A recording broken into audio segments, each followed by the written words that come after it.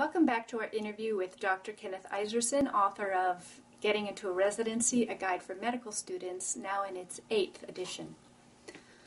Dr. Iserson, why do IMGs need an ECFMG certificate? International medical graduates must have an ECFMG certificate to be eligible for acceptance into an ACGME accredited residency or fellowship in the United States. They also need it to get a visa for entry into the United States as a medical trainee, eventually to get a medical license in nearly all states, and to apply to take USMLE Step 3, which is required for licensure. How does one get an ECFMG certificate? The first thing is you have to be eligible to get an ECFMG certificate. That means you have to either be a student attending or a graduate of a medical school listed in the current edition of the International Medical Education Directory. Graduates must document completion of the educational requirements to practice medicine in the country in which they receive their medical education, and that may mean having done their social service requirement. Then they contact the ECFMG at www.ecfmg.org,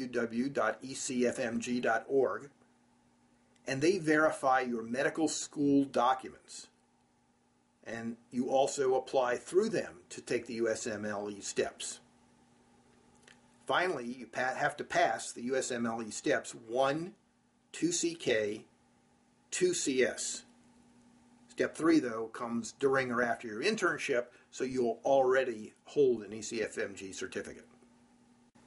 How difficult is it for an IMG to get a U.S. medical license? All jurisdictions in the United States require at least 1 year of postgraduate training in the United States or Canada to become licensed.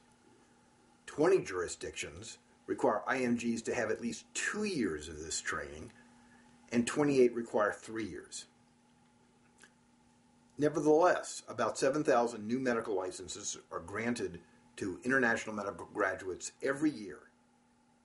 However, thousands of IMGs are in the United States and can't get a medical license, oftentimes because they can't get into a training program. Once one gets an ECFMG certificate, how difficult is it to get a residency position through the match? The best information is about the NRMP match.